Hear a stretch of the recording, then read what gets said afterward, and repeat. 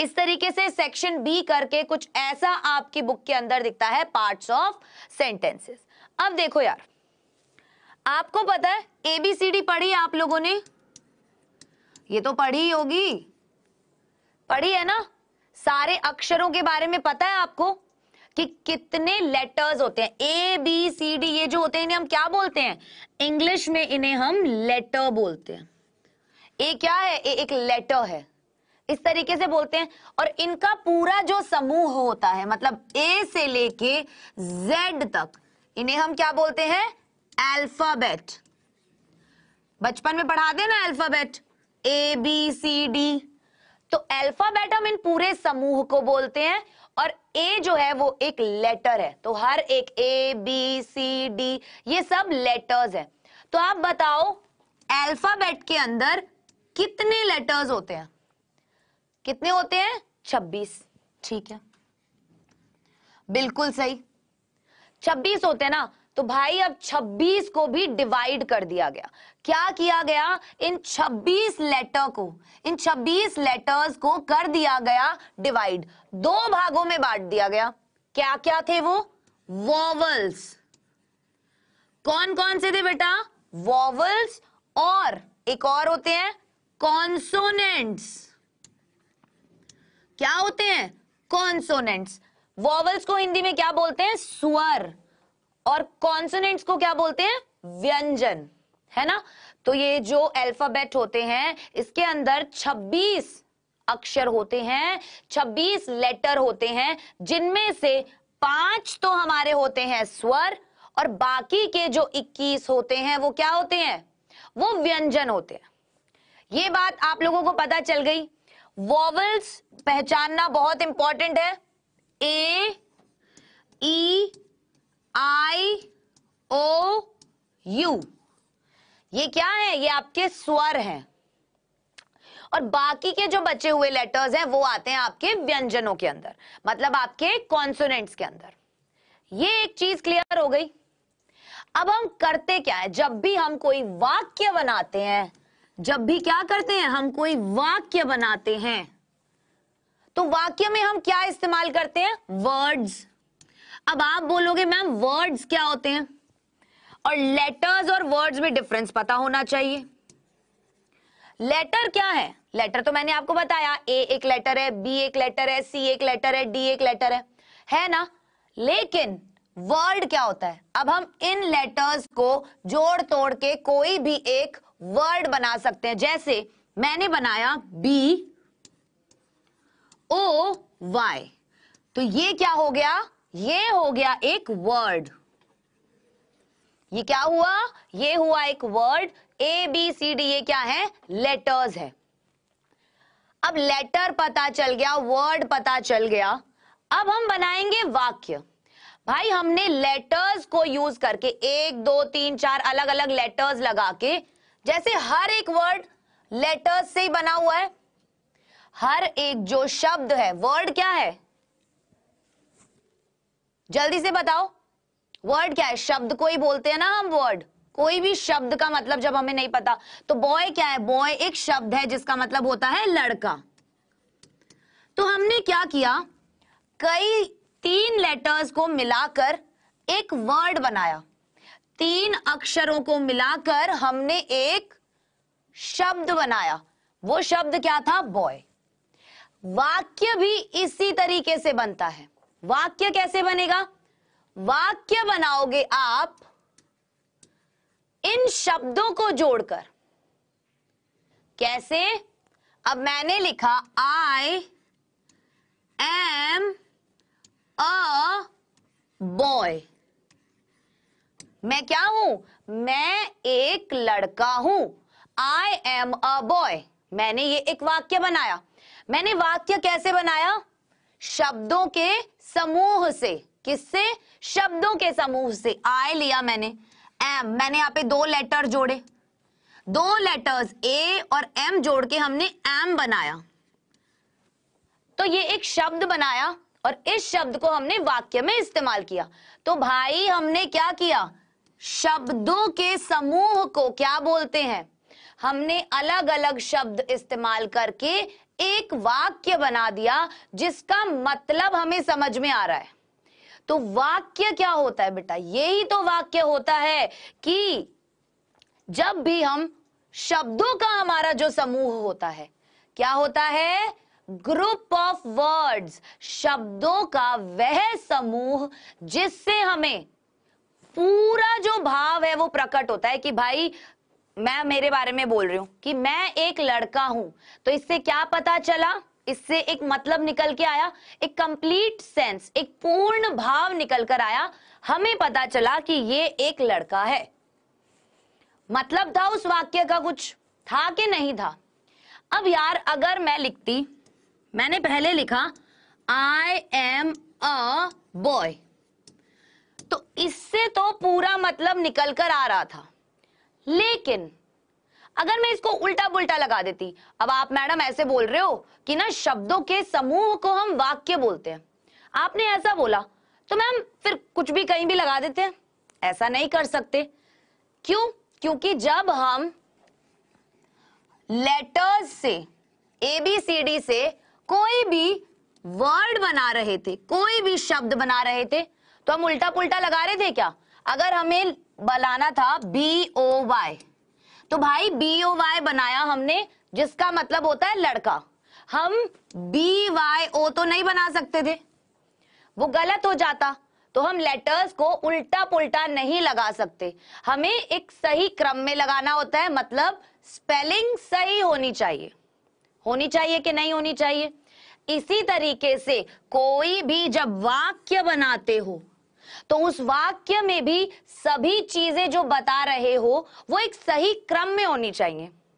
किस में होनी चाहिए? सही क्रम में होनी चाहिए। अगर मैं बोलती आई बॉय एम अ, कोई भी मतलब नहीं निकलता इसका। तो बस हमें क्या सीखना है कि वाक्य कैसे बनाना है।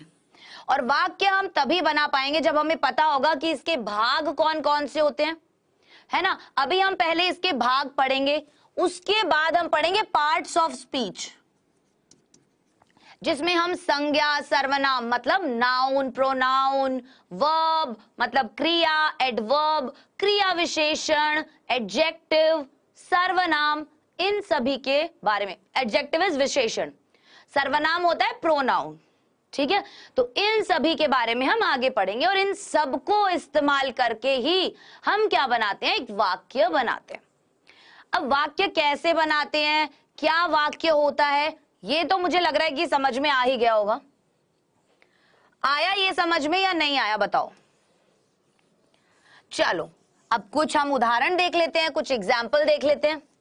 वोवल्स के बारे में पता चला, व्यंजन के बारे में पता चला, स्वर के बारे में पता चला, है ना? पता चला ना? ठीक है। अब देखो कुछ एग्जाम्पल्स देखते हैं हम, मतलब कुछ उदाहरण देखते हैं। क्या उदाहरण देखेंगे? Ram is writing a letter. Ram क्या कर रहा है? राम खत लिख रहा है।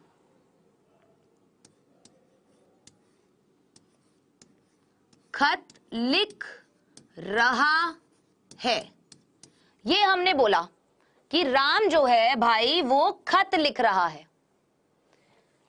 Ram is writing a letter, तो हमने क्या किया? कई सारे शब्द जो है हमने इस्तेमाल किए एक वाक्य बनाने के लिए। क्या किया हमने? कई सारे शब्द इस्तेमाल किए एक वाक्य बनाने के लिए। और हमारा वाक्य क्या बना कि राम खत लिख रहा है, Ram is writing a letter. अब इसमें राम क्या है, इज क्या है, राइटिंग क्या है, अ लेटर क्या है, ये सब मैं आपको बताऊंगी, ये सब हम जानेंगे। इस तरीके से और देखो, हाउ प्रिटी शी इज, वह कितनी खूबसूरत है। आर यू हंग्री, क्या तुम भूखे हो। हंग्री मतलब भूख लगना, भूखे हो। शट द डोर, गेट बंद कर दो। Ram reads a book, Ram एक किताब पढ़ता है। तो आपने देखा कि जितने भी ये वाक्य यहां आपकी किताब में भी लिखे हुए हैं उदाहरण के तौर पर, ये क्या है? ये सभी शब्दों का समूह है।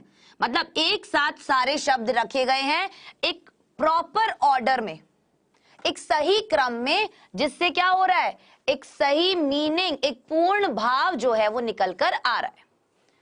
इसी को हम क्या बोलते हैं, वाक्य बोलते हैं।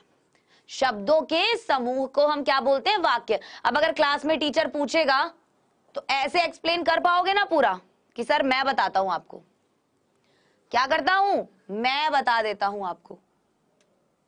चलिए आगे बढ़ते हैं। अब बात आ गई है पार्ट्स ऑफ अ सेंटेंस की, वाक्य के भागों की।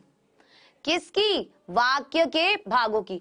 तो बेटा दो भाग होते हैं, एक होता है सब्जेक्ट जिसे हम बोलते हैं कर्ता, जो काम कर रहा है, किसी भी वाक्य में जो काम कर रहा है। जैसे अभी हमने वाक्य देखा था कि राम खत लिख रहा है, राम खत लिख रहा है, ये हमने एक वाक्य देखा था कि नहीं देखा था। तो जब हमने ये वाक्य देखा था तो इसमें कर्ता कौन है, मतलब कि काम कौन कर रहा है। कर्ता को हम इंग्लिश में सब्जेक्ट बोलते हैं। सो सब्जेक्ट कौन है इस सेंटेंस के अंदर, इस वाक्य के अंदर सब्जेक्ट कौन है, काम कौन कर रहा है, खत जो है वो कौन लिख रहा है। बताओ, सवाल कर लिया करो हमेशा कि जैसे राम खत लिख रहा है, अगर हम बोले कि कौन खत लिख रहा है तो उसका जवाब हमें क्या मिलेगा कि भाई राम खत लिख रहा है। तो वो ही हमारा कर्ता होता है। वो क्या होता है, वो हमारा सब्जेक्ट होता है। हिंदी में ही केवल याद नहीं रखना कि कर्ता होता है, इंग्लिश में याद रखना है वो क्या होता है बेटा, वो सब्जेक्ट होता है। तो यहां सब्जेक्ट क्या हो गया, राम जो है वो यहां पर हो गया सब्जेक्ट। समझ में आया। दूसरा भाग जो होता है वो हमारा होता है प्रेडिकेट। प्रेडिकेट मतलब विधेय, हिंदी में हम इसको बोलेंगे विधेय। क्या बोलेंगे हिंदी में हम इसे, विधेय। अब यार विधेय का क्या मतलब है मैम, जल्दी से आप मुझे बताओ, विधेय से क्या समझे। जब भी हम सब्जेक्ट के बारे में उस वाक्य में कुछ बोल रहे हैं, क्या कर रहे हैं हम, कर्ता के बारे में, कर्ता के बारे में क्या कर रहे हैं, कुछ बता रहे हैं, कुछ बता रहे हैं।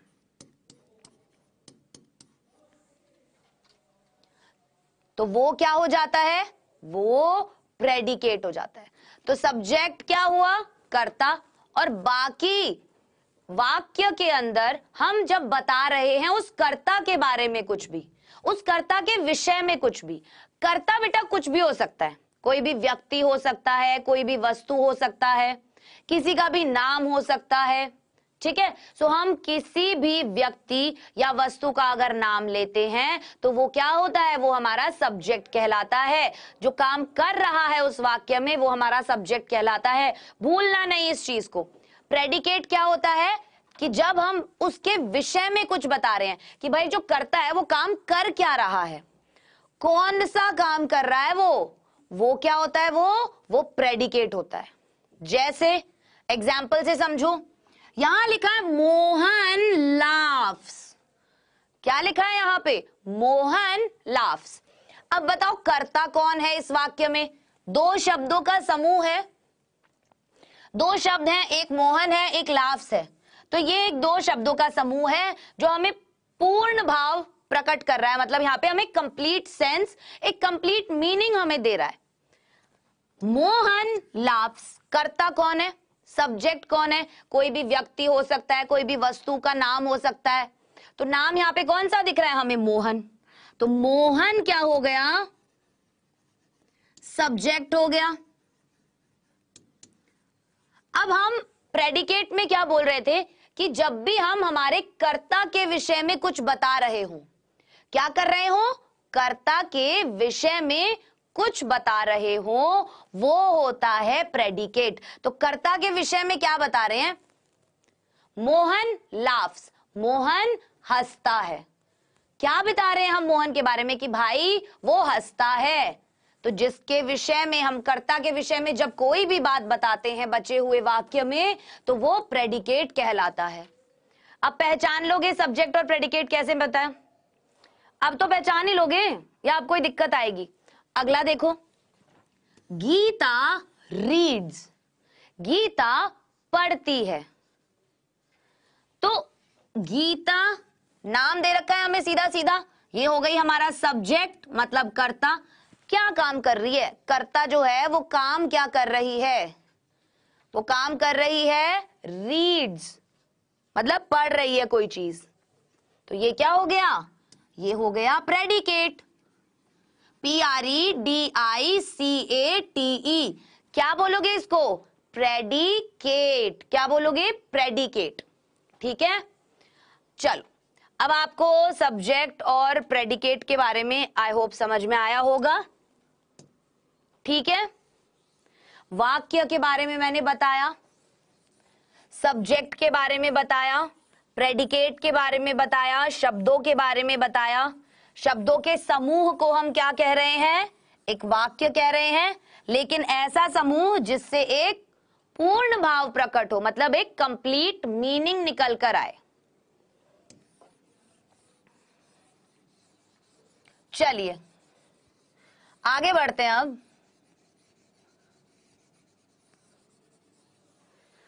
अब यार आप बोलोगे कि मैम दो पार्ट हमने पढ़े, एक पढ़ा सब्जेक्ट, एक सेंटेंस के दो पार्ट पढ़े, एक सब्जेक्ट था और एक प्रेडिकेट था। एक सब्जेक्ट था और एक प्रेडिकेट था, मतलब एक कर्ता और एक विधेय।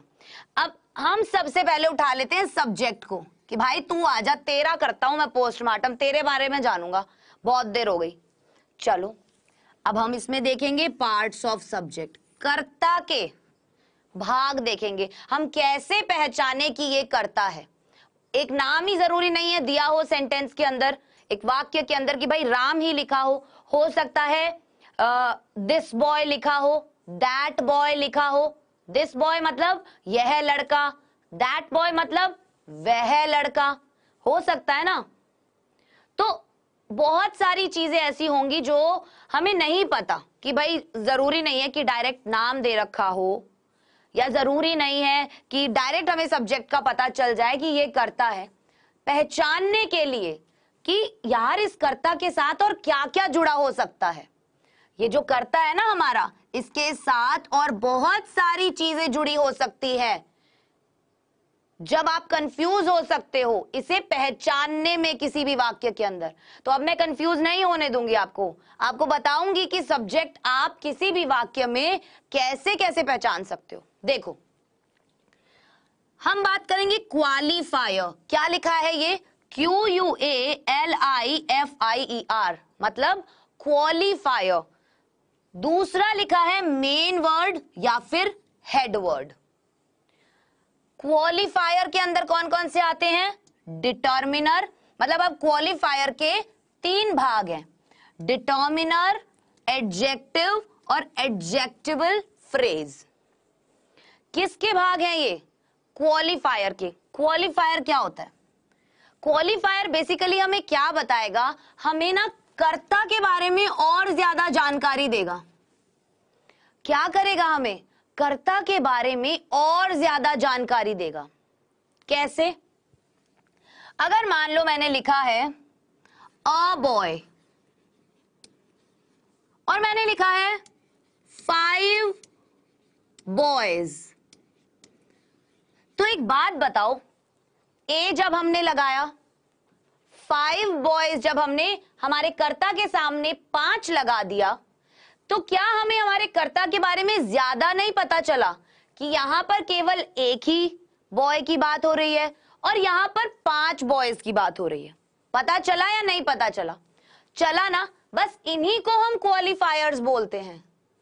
इन्हीं को, इस ए को हम क्या बोलेंगे? क्वालिफायर बोलेंगे। 5 को क्या बोलेंगे? क्वालिफायर बोलेंगे। तो कोई भी ऐसे शब्द हो, बहुत सारे होते हैं, जैसे ए, एन, दी, फ्यू, मच, मैनी, बहुत सारे हो सकते हैं। अब अगर मैं बोलूं स्मार्ट बॉय, स्मार्ट बॉय, तो क्या ये वर्ड जो है स्मार्ट, ये जो शब्द है स्मार्ट, इसने हमारे लड़के के बारे में नहीं बताया कि कतई हमारा लाज दुलारा एकदम काला टीका लगा दो, स्मार्ट बच्चा है हमारा तो बहुत ही सुंदर है। या फिर एक स्मार्ट का मतलब होता है कि दिमाग से बहुत तेज है ना। तो इस शब्द ने हमें क्या बताया कि हमारा जो लड़का है उसकी क्वालिटी के बारे में बताया, उसकी खासियत के बारे में बताया ना। तो ये भी किस में आता है? क्वालिफायर में आता है। इसीलिए इन्होंने इस क्वालिफायर को, क्वालिफायर मतलब वो वाले शब्द जो हमारे कर्ता के बारे में और अधिक जानकारी हमें दें, उसको थोड़ा और निखार कर लेकर आए। समझ रहे हो? कर्ता की विशेषता एक तरीके से चलती रहे, वहां पर कर्ता के बारे में और जानकारी देते रहे, उसे हम क्वालिफायर बोलते हैं। तो बेटा एक क्वालिफायर के अंदर अब बहुत चीजें आ सकती हैं, जैसे डिटर्मिनर्स। डिटर्मिनर्स कौन से थे? ए क्या है? एक डिटर्मिनर है। तो डिटर्मिनर के अंदर आर्टिकल्स आते हैं। अब बोलोगे मैडम आर्टिकल्स क्या होते हैं? सब पढ़ाया जाएगा आपको। ए, एन और द क्या होते हैं? ये आर्टिकल्स होते हैं कि नहीं होते हैं? तो आर्टिकल्स आते हैं सारे। डेमोन्स्ट्रेटिव्स आते हैं।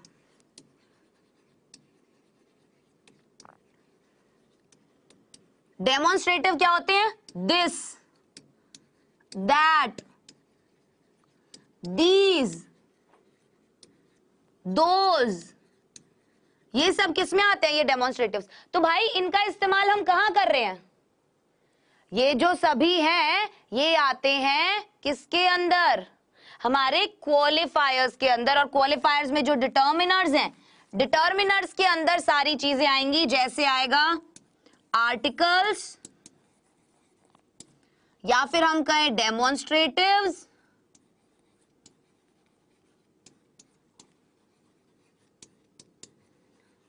ठीक है, इस तरीके से और बहुत सारी चीजें। एडजेक्टिव आ सकता है। एडजेक्टिव को हिंदी में क्या बोलते हैं? विशेषण बोलते हैं। एडजेक्टिव को हिंदी में क्या बोलते हैं? विशेषण बोलते हैं। अब बोलोगे ये क्या ले आए नया? एडजेक्टिवल फ्रेज, ये क्या नई चीज लेके आए हो? अब इसके लिए मुझे सबसे पहले आपको बताना पड़ेगा, क्या बताना पड़ेगा? कि फ्रेज क्या होता है। तो देखो फ्रेज क्या बोलोगे आप? कोई भी वाक्य का अंश, हिंदी में फ्रेज को बोलते हैं हम वाक्यांश। तो इसके ऊपर अभी ज्यादा ध्यान नहीं देना है। क्यों? क्योंकि ये एक बार आप वाक्य को समझ लो, जब हम एग्जाम्पल्स करेंगे तब मैं आपको बताऊंगी कि भाई ये एडजेक्टिवल फ्रेज है, जब हम बड़े बड़े वाक्य करेंगे। ठीक है, आगे देखते हैं। अब मैंने डिटर्मिनर्स आपको बताए थे। क्या होते हैं डिटर्मिनर्स? ये है ना, यहां लिखा हुआ है डिटर्मिनर, जो क्वालिफायर का हिस्सा है। तो क्या होते हैं? ये ऐसे शब्द होते हैं जो किसी वाक्य में संज्ञा से क्या लगते हैं? तुरंत पहले लगते हैं। तुरंत पहले कैसे? अगर मान लो हम बात कर रहे हैं एक लड़के की, तो हमने लिखा अ बॉय, तो हमारा डिटर्मिनर जो है वो लग गया संज्ञा से तुरंत पहले। लगा कि नहीं लगा? तो यही तो बोला इसने कि ये ऐसे शब्द होते हैं जो किसी भी वाक्य में संज्ञा से तुरंत पहले यूज किए जाते हैं, तुरंत पहले प्रयोग किए जाते हैं। और वो क्या निर्धारित करते हैं कि किसकी बात हो रही है? किसकी बात मतलब अगर मैं बोलूं दिस बॉय, या मैं बोलूं दैट बॉय, तो हमने जब ये डिटर्मिनर लगाया बॉय से पहले, तो हमें क्या पता चला कि भाई यह लड़का, मतलब इस लड़के की बात हो रही है। जब मैंने बॉय के आगे डिटर्मिनर लगाया दैट, मैंने बोला दैट बॉय, मतलब वह लड़का, तो इससे हमें क्या पता चला कि किस लड़के की बात हो रही है, चला ना पता। तो भाई डिटर्मिनर्स जो हैं वो क्या होते हैं, वे ऐसे शब्द होते हैं जो किसी वाक्य में संज्ञा से क्या लगते हैं, बिल्कुल तुरंत पहले लगते हैं और हमें क्या बताते हैं कि किसकी बात हो रही है या फिर कितनी बात हो रही है। ठीक है, तो ये क्या कर रहे हैं, हमारे संज्ञा के बारे में, हमारे नाउन के बारे में, हमारे सब्जेक्ट के बारे में क्या दे रहे हैं, हमें ज्यादा इंफॉर्मेशन दे रहे हैं।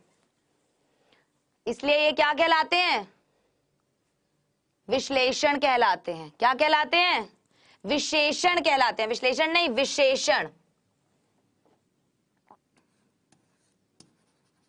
ठीक है, विशेषण मतलब एडजेक्टिव्स, इसीलिए ये क्या कहलाते हैं, एडजेक्टिव्स भी कहलाते हैं। समझे?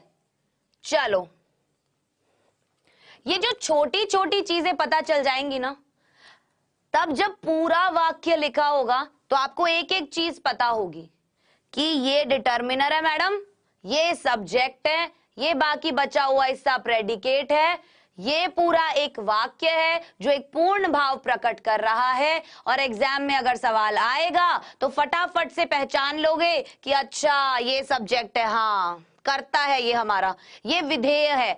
विधेय क्या होता है, जो उस सब्जेक्ट के बारे में जो भी बात बताई जाती है, उस कर्ता के बारे में जो भी बात बताई जाती है वो क्या आ जाता है, वो प्रेडिकेट होता है। समझे?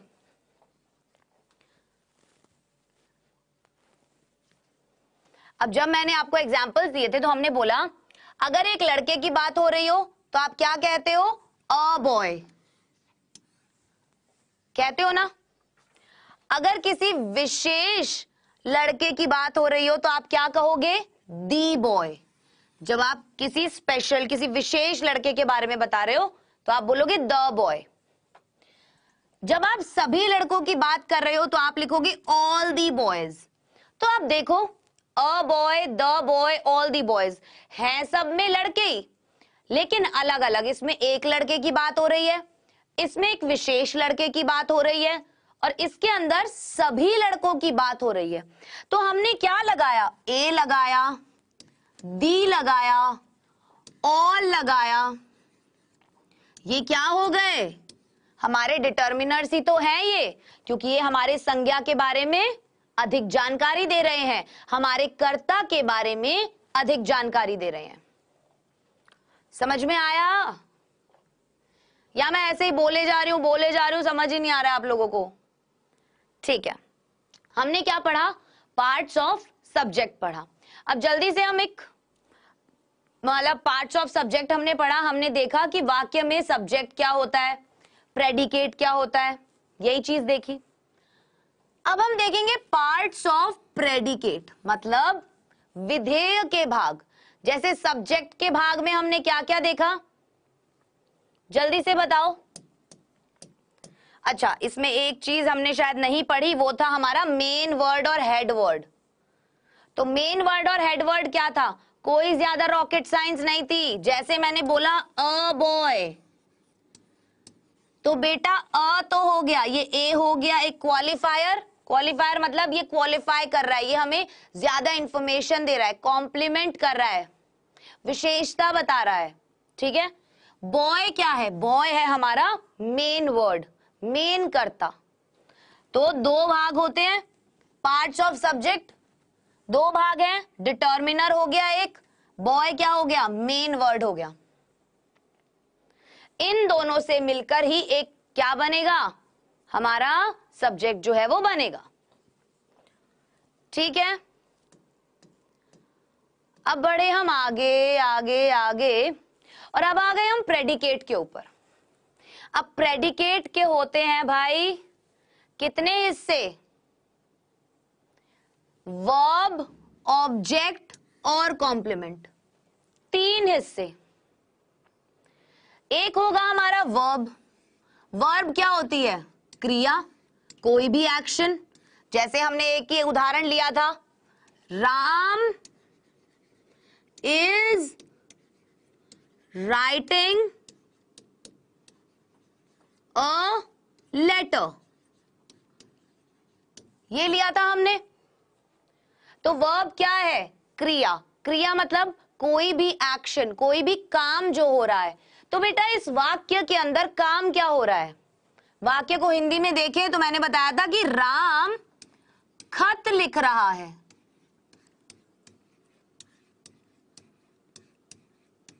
यही बताया था। तो देखो इसमें राम क्या काम कर रहा था? वो लिख रहा था। क्या कर रहा था? वो लिख रहा था। तो क्रिया क्या हो रही है? लिखना। राइट मतलब क्या होता है? WRITE, राइट मतलब लिखना होता है। तो जब हमने लिखा राइटिंग मतलब लिख रहा है, तो ये हो गई क्रिया। तो ये हो गया प्रेडिकेट का एक हिस्सा। भाई ये तो हमारा कर्ता हो गया, तो हमें सीधा सीधा पता चल गया कि हमारा सब्जेक्ट है। अब हमें पता करना है कि सब्जेक्ट के बारे में क्या बात बताई गई है। तो सब्जेक्ट के बारे में यह बात बताई गई है कि वो एक खत लिख रहा है। तो इज राइटिंग अ लेटर क्या हो गया? इज राइटिंग अ लेटर क्या हो गया? प्रेडिकेट हो गया। क्या हो गया? सिंपल सा प्रेडिकेट हो गया, विधेय हो गया कि भाई वो एक खत लिख रहा है। अब प्रेडिकेट के अंदर बहुत सारी चीजें हो सकती हैं, जैसे वर्ब। वर्ब हमने पहचान ली, हमारे प्रेडिकेट के अंदर थी राइटिंग। वर्ब क्या थी? राइटिंग मतलब लिखना। दूसरी चीज थी ऑब्जेक्ट। ऑब्जेक्ट क्या होता है? जल्दी से बताओ, किसी को पता है ऑब्जेक्ट क्या होता है? ऑब्जेक्ट बेटा वो होता है जिस चीज के ऊपर काम हो रहा है। यहां पर राम किस चीज के ऊपर काम कर रहा है? लेटर के ऊपर। किसके ऊपर काम कर रहा है? लेटर के ऊपर। अगर मैं एक वाक्य और देखूं, I am driving a car, मैंने ये एक वाक्य लिखा कि मैं एक गाड़ी चला रही हूं।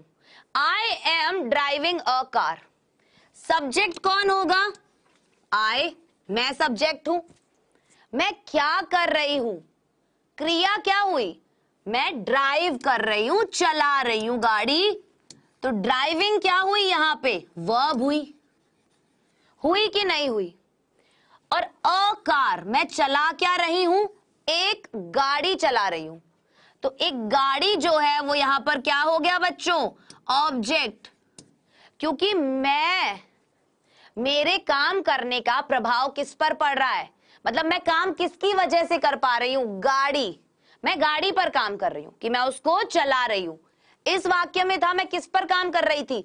खत पर, कि भाई मैं खत लिख रही थी। तो कर्ता जो भी काम करता है उससे जिस भी चीज पर कोई फर्क पड़े या जो काम वो कर रहा है उसको हम ऑब्जेक्ट बोलते हैं। जैसे मैं बोलूं मैं पेन उछाल रही हूं, तो मैं कर क्या रही हूं? उछाल रही हूं। उछालना क्रिया हो गई, मैं सब्जेक्ट हो गई, मैं कर्ता हो गई कि भाई मैं उछाल रही हूं। उछाल क्या रही हूं? एक पेन। तो ये है ऑब्जेक्ट। क्या है ये कहलाएगा हमारा ऑब्जेक्ट, कि काम किस पर हो रहा है, कर्म किस पर हो रहा है। समझ में आया? तो भाई एक प्रेडिकेट के अंदर वाक्य में दो चीज होती हैं, सब्जेक्ट हुआ, प्रेडिकेट हुआ। वाक्य में दो चीज होती हैं, सब्जेक्ट और प्रेडिकेट। सब्जेक्ट हमने पहचान लिया। सब्जेक्ट के दो भाग देख लिए कि एक तो था डिटर्मिनर्स और एक था मेन वर्ड, याद रहेगा। अब इसी तरीके से बेटा हम प्रेडिकेट के भाग देख रहे हैं। प्रेडिकेट के भाग कैसे देख रहे हैं हम? कि प्रेडिकेट के भाग में होगा वर्ब और होगा ऑब्जेक्ट और साथ ही साथ होगा कॉम्प्लीमेंट। कॉम्प्लीमेंट मतलब कि वो काम जो वो कर रहा है उसको हम कॉम्प्लीमेंट करें। कॉम्प्लीमेंट कैसे कर सकते हैं? जैसे हम बोलें कि Ram is writing a letter, ये हमने बोला, ठीक है। लेकिन अगर मैं बोलूं Ram has been writing a letter since 2 o'clock, मैंने इस वाक्य में बोला कि राम जो है वो 2 बजे से लेटर लिख रहा है, तो आपने इसमें क्या देखा कि सिंस 2 o'clock क्या है, ये एक तरीके से हमने कॉम्प्लीमेंट कर दिया। क्या कर दिया? हमने कॉम्प्लीमेंट कर दिया। हमें पता चल गया कि खत तो लिख रहा है, लेकिन कब से लिख रहा है? 2 बजे से। अगर हम बोले कि राम सुबह से खत लिख रहा है, तो राम सब्जेक्ट, लिखना वर्ब, खत हमारा ऑब्जेक्ट जिस चीज पर काम हो रहा है, लेकिन कब से लिख रहा है? सुबह से। सो वो जो मॉर्निंग हो गई ना, वो जो मॉर्निंग के बारे में हमने बता दिया, वो है कॉम्प्लीमेंट, कि भाई हमने और ज्यादा उसको कॉम्प्लीमेंट कर दिया, और ज्यादा एक्स्ट्रा इंफॉर्मेशन इसके बारे में हमने बता दी कि सुबह से लिख रहा है। तो प्रेडिकेट में ऐसी 3 चीजें होंगी, जैसे कि वर्ब, ऑब्जेक्ट और हमारा कॉम्प्लीमेंट। देखेंगे अभी इसके बारे में, ठीक है। जैसे अब मैं ये सब मिटाती हूं और मैं आपको ये जो टेबल में आपकी बुक में ही एग्जाम्पल दिए हैं, इनके थ्रू आपको समझाऊंगी, ठीक है। समझ में अगर नहीं आए, लेक्चर एक बार वापस देख लेना, डाउट पूछ लो अभी की अभी, कोई भी चीज अगर समझ में नहीं आ रही है तो।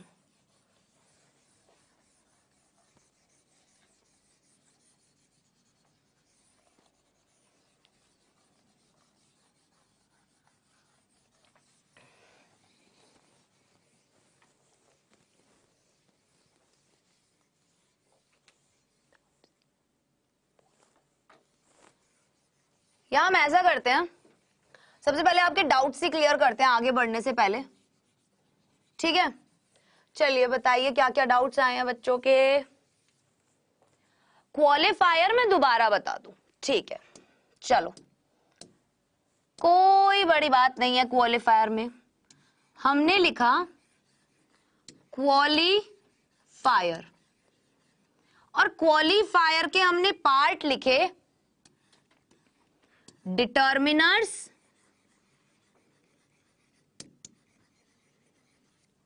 इन नामों से डर लग रहा होगा ना आपको, नहीं लगेगा, मतलब समझ लो बस। एडजेक्टिव्स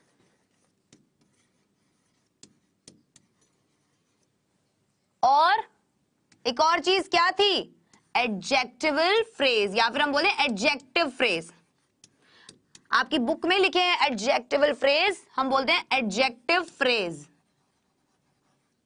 ठीक है। चलो, डिटर्मिनर्स समझ में नहीं आए, मैंने क्या बताया डिटर्मिनर्स के बारे में?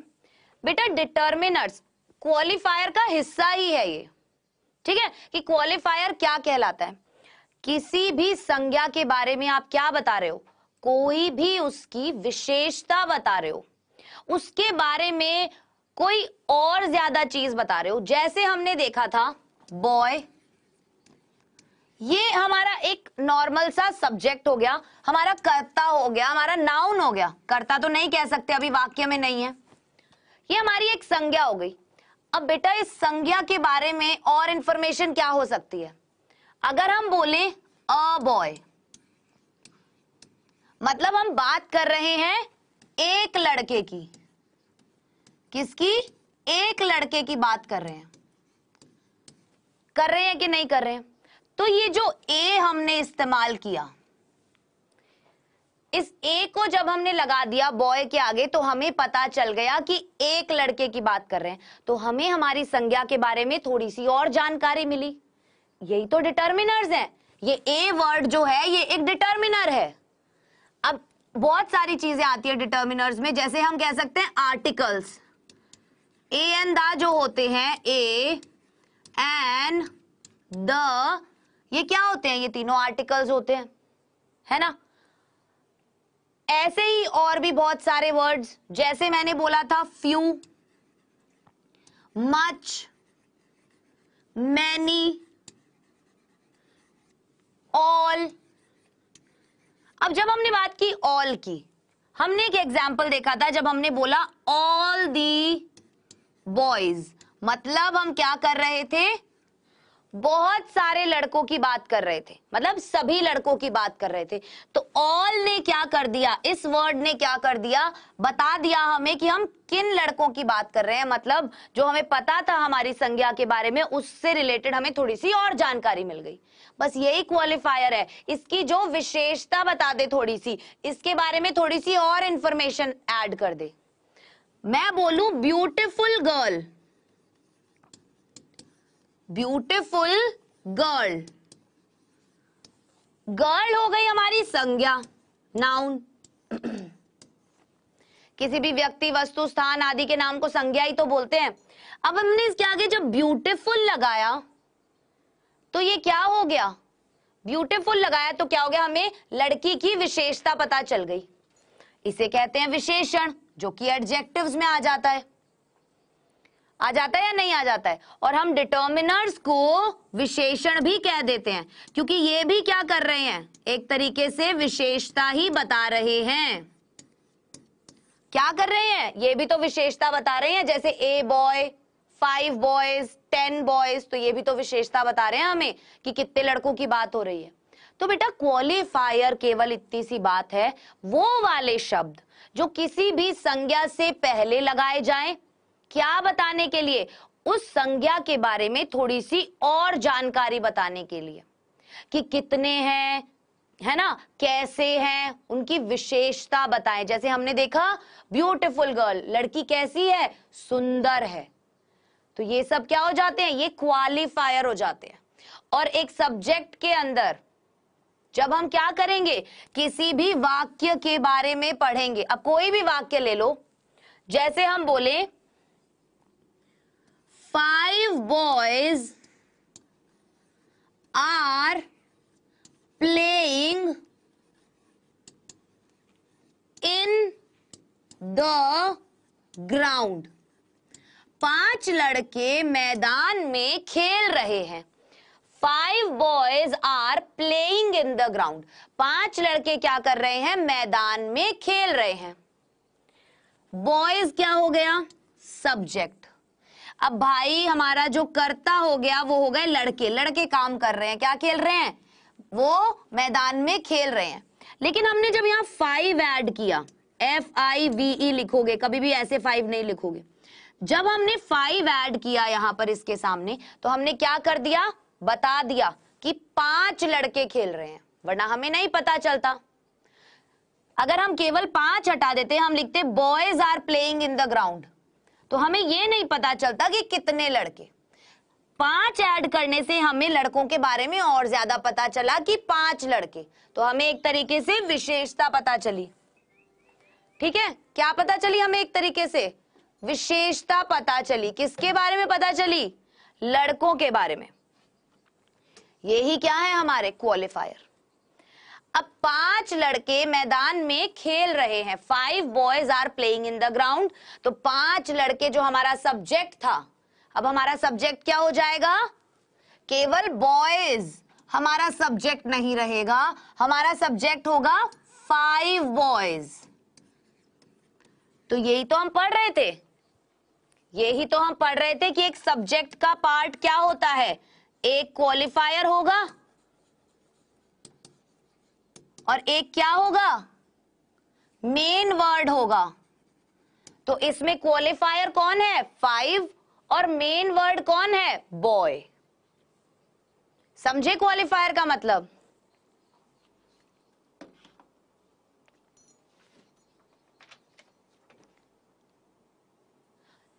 कॉम्प्लीमेंट समझा दो। कॉम्प्लीमेंट मैंने अभी तो आपको बताया था कि वो सुबह से पढ़ाई कर रहा है। तो जब मैंने उसके बारे में बता दिया कि वो सुबह से कर रहा है, उसके बारे में एक ऐसी इंफॉर्मेशन दे दी, तो वो क्या हो गया? वो कॉम्प्लीमेंट ही तो हुआ। देखो मैं अभी आपको समझाती हूं एक एग्जाम्पल के थ्रू कि कॉम्प्लीमेंट क्या होता है, तभी आपको समझ में आएगा, अदरवाइज नहीं आएगा। ठीक है, हमने एक एग्जाम्पल लिखा था, कहाँ गया, smoking, the poor are sad, subject verb complement. देखो, राम प्लेज, हमने एक ये देखा था शब्द कि राम प्लेज, राम क्या करता है, खेलता है। राम क्या करता है, खेलता है। सब्जेक्ट क्या हो गया, राम। प्लेज क्या हो गया, क्या हुआ यहां पर, प्लेज, प्लेज हो गया हमारा प्रेडिकेट। प्लेज क्या हो गया, ये राम है, इसके बारे में क्या बताया जा रहा है कि वो खेलता है। ये हमारा जब प्रेडिकेट हो गया, वर्ब है ना, वर्ब की फर्स्ट फॉर्म के साथ SEIS लगाया है हमने, ये जब हमारी क्रिया हो गई, अगर मैं इसको बोलूं राम प्लेज वेल, क्या बोला मैंने, राम प्लेज वेल, मतलब राम क्या करता है, अच्छा खेलता है। तो मैंने क्या करा, कॉम्प्लीमेंट करा, तारीफ करी एक तरीके से। कॉम्प्लीमेंट मतलब क्या होता है, आप किसी को भी कॉम्प्लीमेंट करते हो। आप किसी लड़की को, क्या अरे आज तो क्या बढ़िया लग रही है ना, अपनी गर्लफ्रेंड को कॉम्प्लीमेंट करते हो, आज तो बड़ी सुंदर लग रही हो, क्या क्या कहाँ ब्यूटी पार्लर से आई हो क्या। कॉम्प्लीमेंट मतलब हम उसकी बारे में तारीफ करते हैं, कुछ उसकी विशेषता बताते हैं, वो ही कॉम्प्लीमेंट कहलाता है। ठीक है, और बताओ, क्विज खेलें हम फटाफट से। चलो, आपके क्विज का जो पहला सवाल है वो ये रहा, choose the subject in the sentence below. अब यहां पे जो ये सामने सेंटेंस है, Jenny won the writing competition for her class, jenny ने जीता राइटिंग कॉम्पिटिशन, जो प्रतियोगिता हुई थी लिखने की अपनी क्लास के लिए। तो जेनी ने क्या जीती, जो प्रतियोगिता हुई थी अपनी क्लास के लिए वो जीती। अब इसमें बताना है कर्ता कौन है, सब्जेक्ट कौन है, जेनी, वॉन, कॉम्पिटिशन या क्लास। सोचो। Next question, choose the subject in the sentence. इसमें भी हमें सब्जेक्ट मतलब हमारा कर्ता ढूंढना है। The old abandoned church caught on fire, वो जो पुराना छोड़ा हुआ गिरजाघर था उसमें आग लग गई। सब्जेक्ट क्या है, क्या होता है, कोई भी व्यक्ति वस्तु कुछ भी होती है, ओल्ड, चर्च, कॉट या फायर। ठीक है, तो देखो बेटा, इस वाले वाक्य में किसने प्रतियोगिता जीती अपनी कक्षा के लिए, जेनी ने। काम किसने किया, जेनी ने। सब्जेक्ट कौन हो गया, जेनी हो गई, ऑब्वियसली हो गई कि नहीं हो गई। बस ऑप्शन नंबर ए सही था। अगला सवाल, इसमें भी हमें सब्जेक्ट बताना था। सो पुराना अबेंडन्ड चर्च, केवल पुराना जो चर्च है वो क्या है, केवल जो पुराना चर्च है उसके बारे में बताओ। इसने बोला पुराना जो अबेंडन्ड चर्च है कॉट ऑन फायर, उसमें क्या हो गया, उसमें आग लग गई। यहां पर ये जो सारे वर्ड्स यूज हुए ये क्या थे, क्वालिफायर्स। अभी हमने पढ़ा ये क्या थे, क्वालिफायर्स थे। विशेषता बता रहे हैं किसकी, गिरजाघर की। तो सब्जेक्ट क्या है, मेन सब्जेक्ट क्या है तो ये पूरा ही सब्जेक्ट, लेकिन हमारा जो मेन वर्ड क्या है, चर्च।